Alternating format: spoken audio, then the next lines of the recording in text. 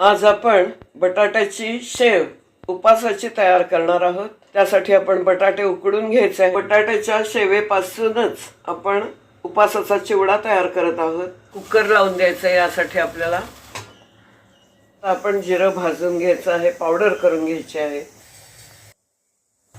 Cooker मधले जे बटाटे आहेत ते गरम असतातच आपण साल काढून घ्यायचे आहेत आणि मॅश करायचे आहेत। ते गार असलेले बटाटे कधीही चांगल्या प्रकाराने मॅश होत नाहीत, तेव्हा बटाटे गरम असले पाहिजेत। बटाटे सोलून झालेले आहेत।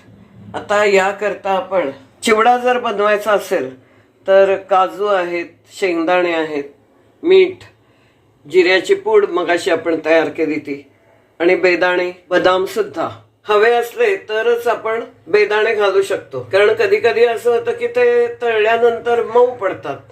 आपल्याला नको असेल तर ते आपण स्किप करू शकतो। हे आहे साबुदाण्याचं पीठ।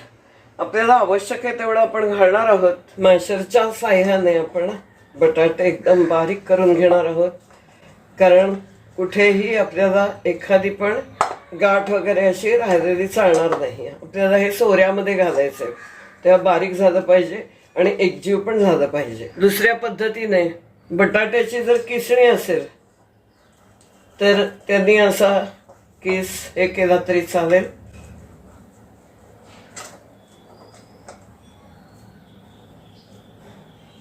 जे आपल्याला सोपं वाटतंय त्याप्रमाणे आपण करायचं आहे। हे असे बटाट्याचा जो केस आहे तो एकदम नितळ असं झालेला आहे। हे आपले आता बटाटे बारीक असे किसून झालेले आहेत। यामध्ये आता आपण चवीप्रमाणे मीठ घालायचं आहे, साबुदाण्याचं पीठ अंदाजे घ्यायचे आपण लागेल तसं, आणि जिरपूड।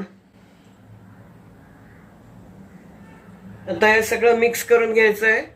लागलं तर थोडंसं आपण पाणी वापरणार आहोत। बटाट्याची शेव करतोय आपण आणि शेवेचा उपासाचा चिवडा तयार करतोय। 1-2 चमचे मी अजून पीठ घातलेलं आहे। अगदीच थोडंसं रिफाईंड तेल आहे ते मी घालते। मीठ आणि जिरपूड मी थोडीशी अजून घातलेली आहे। आता हे सोऱ्यातून पडण्यासारखं पीठ आपलं तयार झालं। चकली आपण तयार करतो त्याला जसं पीठ तयार करतो तसंच हे आपलं पीठ तयार आहे। आपण आता शेव तळणार आहोत। गॅस चालू करूया। तेल तापतंय तोपर्यंत आपण हा सोऱ्या भरून घेऊया।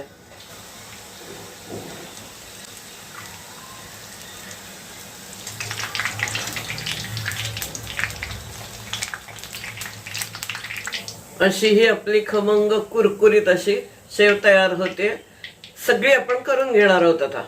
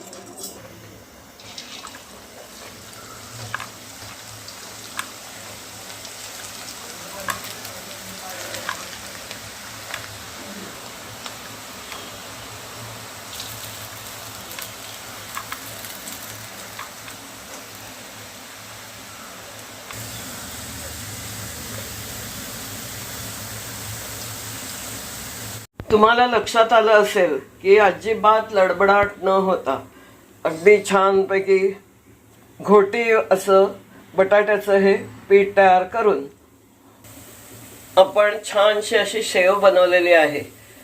आता एक फरक तुमच्या नक्की लक्षात येईल की ज्या वेळेला मशीनचं तळणं म्हणा काही असतं तेव्हा रंग त्याचा मेंटेन केलेला असतो, आणि आपण घरी तयार केल्यानंतर खमंगपणा आणि आरोग्याच्या दृष्टीने सुंदर असं तयार केलं जातं की जे कोणालाही सहजपणाने खाता येतं। म्हणून हा जो बदल दिसतोय की रंग थोडासा गोल्डन असा आलेला आहे, आणि आपण विकतचा जो चिवडा खातो बटाट्याचा तो पांढरा धप्प एकदम असतो.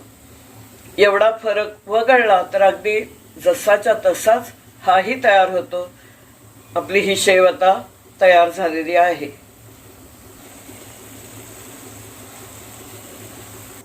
ह्या साधारणपणे मध्यम आकाराचे 6 ते 7 बटाटे होते. त्याची एवढी आपली शेव तयार झाली. पण शेवटी म्हणाल तर ते हे चोरटच खाणं असतं. कितीही झालं तरी पोटभरीचं नाही, पण आपण घरी करू शकतो एवढंच समाधान आपल्याला मिळतं आणि ते आपण मिळवायचं आहे. एवढं तेल लागलं नाही म्हणून हे आपण आधीच बाजूला काढून ठेवलंय. त्याचं कारण ही आपली बटाट्याची शेव तळून झालेली आहे. जास्तीचं तेल चालणार नाही म्हणून आपण यात आधीच कमी केलेलं आहे. शेंगदाणे, काजू, बदाम हे आपण एकदमच तळून घेतो आहोत. यामध्ये चवीपुरतं आपण मीठ घातलेलं आहे. हवे असतील तर बेदाणे आपण घालून देऊ शकतो नंतर. अशी ही सुंदर आपली बटाटा शेव तयार आहे. भरपूर तयार झालेली आहे आणि घरच्या घरी. तेव्हा ती आता चुरून घ्यायची आहे. बटाट्याच्या शेवेचा आपण चुरा करून घेतलेला आहे. हे दाणे वगैरे आपण आता घालून देतो आहोत यात. थोडीशी पिठी साखर, त्याने जरा चव येईल म्हणून. नको असेल तर नाही घातली तरी चालेल. आणि मग असं हे खालीवर तयार केल्यानंतर आपला हा उपासाचा बटाट्याचा चिवडा तयार झाला.